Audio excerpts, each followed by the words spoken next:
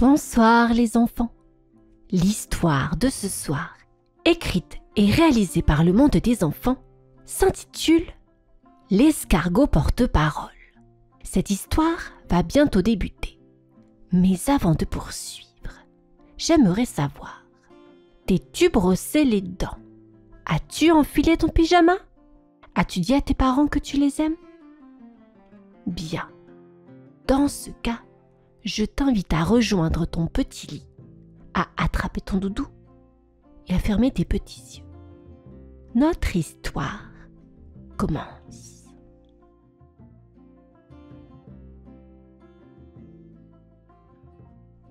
L'escargot porte-parole. Dans la cour minuscule de l'école des petites bêtes, les herbes hautes faisaient office de toboggan. Les cailloux devenaient des montagnes et une feuille tombée servait de voile pour les jeux de bateau. Ça riait, ça volait, ça grimpait partout. Sauf lui. Là-bas, tout au bout du chemin de mousse, Sylvestre l'escargot avançait doucement, très doucement. Sa coquille brillait comme une lune de jardin, mais personne ne la regardait. Les autres étaient déjà loin. « Tu viens, Sylvestre ?» criait Abelette la fourmi. « On joue à cache-nénuphar !» Mais Sylvestre n'avait même pas encore dépassé le bout de la brindille. Il soupira. Son souffle fit trembler une minuscule goutte de rosée. Il aurait aimé courir comme le criquet Basile, sauter comme Zoé la sauterelle, ou encore voler comme Lilo la coccinelle.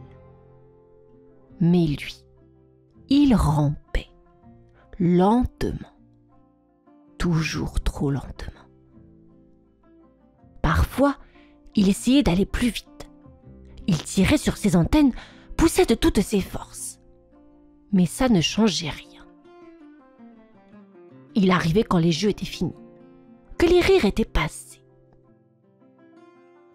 « Pourquoi t'es toujours si lent ?» lui demanda un jour Basile. Sylvestre ne répondit pas. Il baissa les yeux et continua d'avancer. Très doucement. Mais il écoutait. Il entendait les petits soupirs de la chenille quand elle croyait que personne ne l'entendait. Il entendait les disputes, les secrets, les peurs que les autres cachaient derrière les jeux. Et sous une feuille, il s'arrêta. Il vit Abelette toute seule, le regard embué.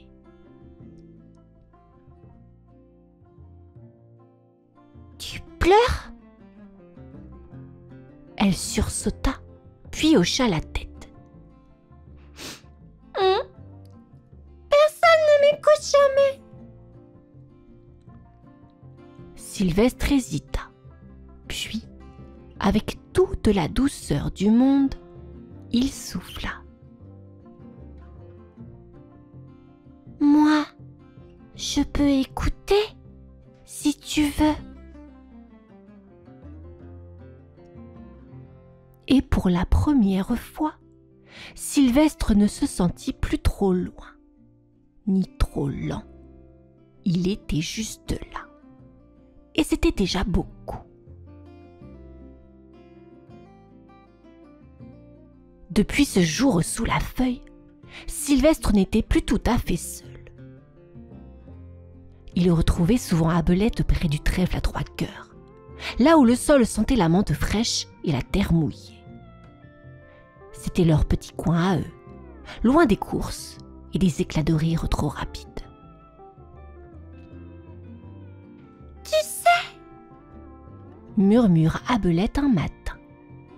« J'aimerais parler à Guston, le scarabée, mais j'ai la gorge toute nouée quand je le vois. » Sylvestre leva ses antennes, intrigué. « Tu veux que je lui dise à ta place ?» Abelette ouvrit grand les yeux. « Tu ferais ça pour moi ?» L'escargot hocha lentement la tête. Un sourire timide glissa sur la bouche d'Abelette comme un rayon de soleil entre deux pétales. Alors Sylvestre se mit en route. Il savait que Guston traînait souvent près du vieux caillou rond, celui qui ressemblait à une patate géante. Le chemin fut long, mais Sylvestre avançait, concentré.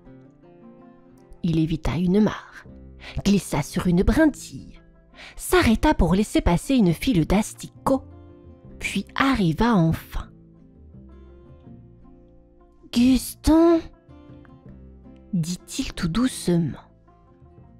Le scarabée releva la tête de son dessin gravé dans la terre. « Il y a quelqu'un qui trouve que tu brilles comme une étoile noire, mais elle n'ose pas te le dire. » Le scarabée cligna des yeux, puis un sourire amusé éclaira son visage. « C'est gentil, dis-lui merci, et que moi, j'aimerais bien la revoir près du trèfle demain. » Sylvestre revint lentement, le cœur gonflé comme une bulle de sève.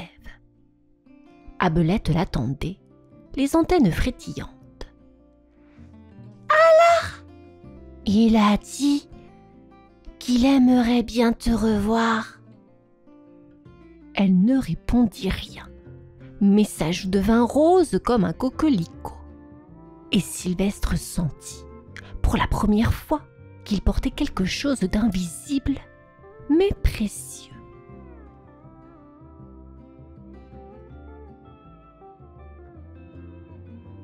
Depuis que Sylvestre avait porté le message d'Abelette, un drôle de changement s'était produit dans la cour des petites bêtes. Chaque jour, un nouvel insecte s'approchait de lui, doucement, sans bruit. Un matin, ce fut Laurie la chenille qui l'interpella, toute recroquevillée sous une fougère.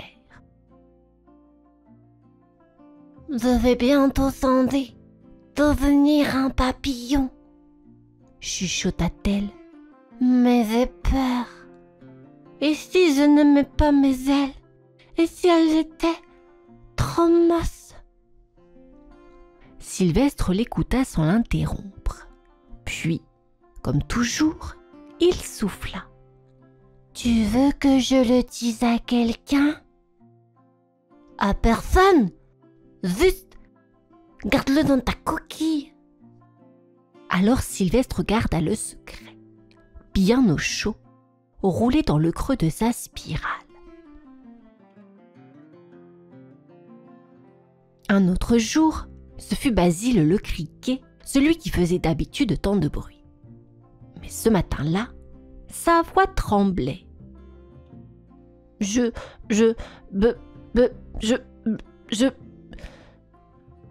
bégaye quand je parle devant tout le monde. » Sylvestre ne se moqua pas. Il attendit. Et Basile finit sa phrase, les yeux brillants. « J'ai l'impression d'être cassé. »« Non, » dit doucement Sylvestre. « Juste un morceau qu'on doit mieux regarder. » Peu à peu, une file invisible se forma autour de lui. Une file de soupirs retenus, de chagrins tout petits, de mots coincés dans les antennes ou les ailes. Il y avait Zaza la coccinelle qui n'aimait pas le pollen, Hugo le ver de terre qui ne supportait pas la lumière, et même Paupiette l'araignée qui pleurait quand on la regardait. Ils venaient tous voir Sylvestre, pas pour qu'il résolve les problèmes, mais pour les entendre. Et lui, il les accueillait, lentement, patiemment, avec sa coquille en guise de refuge. Ce n'était plus seulement un escargot lent, c'était un escargot écoute, un escargot courage, un escargot porte-parole. Tout semblait aller mieux. Les timides souriaient un peu plus. Les mots circulaient dans la cour comme de petites lucioles. Sylvestre, lui, avançait toujours à son rythme, mais il n'était plus invisible.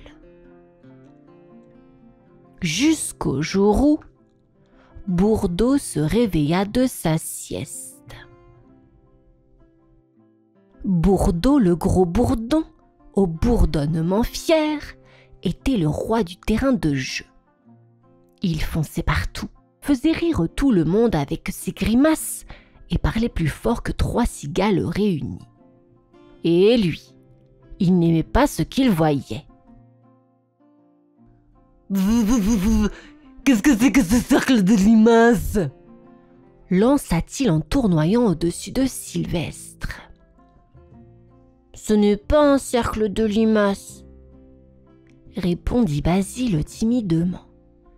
C'est Sylvestre. Il nous écoute. Vous écoutez quoi? Vos histoires de feuilles mouillées? Pff. Un escargot facteur? Et pourquoi pas un moustique jardinier? Il éclata de rire. Un rire lourd qui fit trembler les herbes. Les autres baissèrent la tête. Abelette serra ses antennes contre elle. Sylvestre, lui, ne dit rien. Mais il sentit son cœur rentrer doucement dans sa coquille. Le lendemain, la file des petits silences disparut. Plus personne n'osa s'approcher. Même Laurie passa devant lui sans un mot. Sylvestre resta là, seul, sous son trèfle. Il repensa à toutes les confidences, aux mots qu'il avait portés avec soin, comme des bulles de savon. Il avait cru être utile, important, presque nécessaire. Mais maintenant, il avait l'impression d'être de trop. Il rentra dans sa coquille. Il s'y blottit tout au fond, là où c'était tiède, mais triste. Et dans le silence revenu, il entendit pour la première fois son propre chagrin. Le ciel se couvrit ce matin-là. De gros nuages gris s'empilaient comme des oreillers tristes. Et un vent frais soufflait sur la cour des petites bêtes. Sylvestre n'était pas sorti. Il restait roulé dans sa coquille, recroquevillé sous une feuille trempée. Même les gouttes de pluie semblaient plus rapides que lui. Mais soudain, un bourdonnement affolé fendit l'air. Ce n'était pas joyeux, ni moqueur. C'était paniqué. À l'aide! Ma russe! Elle glisse dans le ruisseau! C'était Bourdeau. Le vent avait arraché son abri et l'eau l'emportait vers la mare. Personne ne bougeait. Les fourmis hésitaient. Les criquets regardaient leurs pieds. Même la coccinelle se cachait sous une pétale. Mais Sylvestre, lui, était déjà en route. Il n'était pas rapide, il n'était pas fort, mais il connaissait chaque brin d'herbe, chaque chemin détrempé, chaque raccourci moussu. Il glissa, glissa encore, jusqu'au bord du ruisseau. Il vit la ruche penchée, en train de tanguer. « Par ici !» cria-t-il. « J'ai trouvé un bâton. si on pousse ensemble. Les petites bêtes arrivèrent une à une, emmenées par la voix calme de Sylvestre. Les criquets sautèrent, les fourmis tirèrent, les vers creusèrent une digue, et la ruche fut sauvée. Bourdeau, trempé et tout penaud, battait des ailes sans bruit. Il s'approcha de Sylvestre. « Pourquoi t'as fait ça? Après ce que je t'ai dit ?» Sylvestre le regarda longuement. « Parce que, même quand on parle trop fort, parfois, c'est juste qu'on a besoin d'être entendu. » Bourdeau baissa les yeux. Une goutte de pluie coula sur son front. Ou peut-être une larme. Et dans ce silence mouillé, un nouveau respect naquit. Lourd comme l'orage, léger comme une parole offerte. Depuis l'orage, la cour avait changé. Un calme doux flottait entre les herbes. Le vent semblait marcher sur la pointe des feuilles. Et chaque matin, un cercle se formait près du trèfle à 3 cœurs. Au centre, Sylvestre, posé, tranquille, un peu luisant à cause de la rosée. Abelette, Laurie, Basile, Paupiette, ils étaient tous là. Même Bourdeau, qui parlait un peu moins fort et écoutait un peu plus. « Moi, j'ai eu peur dans ma chrysalide, » raconta Laurie. « Mais quand je suis sortie, j'ai trouvé mes ailes, super jolies. » « Et moi, dit Basile, je bégayais encore, mais ça me rend pas moins intelligent. »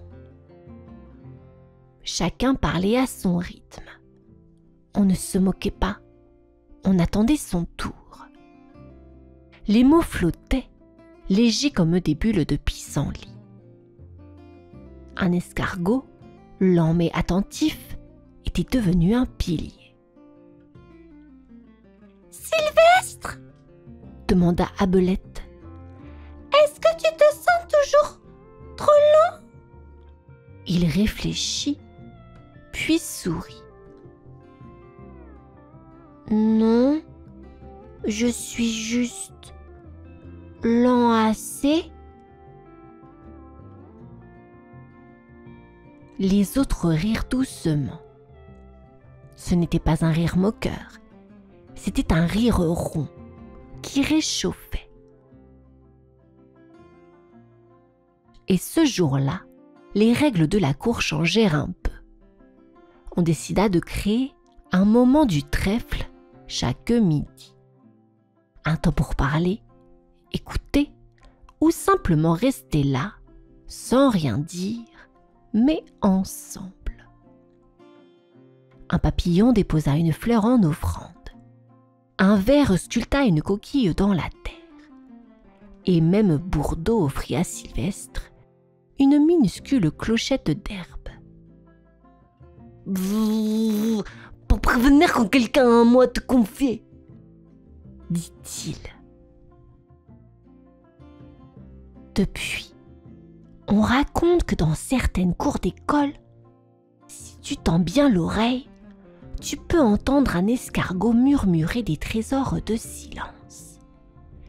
Et que parfois, les plus grandes voix avancent très doucement.